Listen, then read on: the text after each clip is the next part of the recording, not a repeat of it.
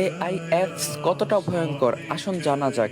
বর্তমান প্রযুক্তি অনেক উন্নত হয়েছে, বিশেষ করে এআই নামের এক প্রযুক্তি এসেছে যার সাহায্যে ছবি এবং ভিডিও খুব সহজেই বিকৃত বা নকল করা যায়। অনেক সময় এআই ব্যবহার করে ছবি এমনভাবে এডিট করা যায় যেটা দেখে সত্যি মিথ্যা বোঝা কঠিন হয়ে যায়। এখন কিছু সফটওয়্যার বা অ্যাপস আছে যেগুলো দিয়ে মেয়েদের ছবি বিকৃত করে খারাপ উদ্দেশ্য ব্যবহার করা যায়।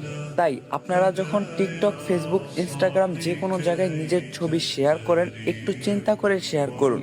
ভবিষ্যতে এইসব ছবি আপনার সম্মান ও জীবন নেতিবাচক প্রভাব ফেলতে পারে।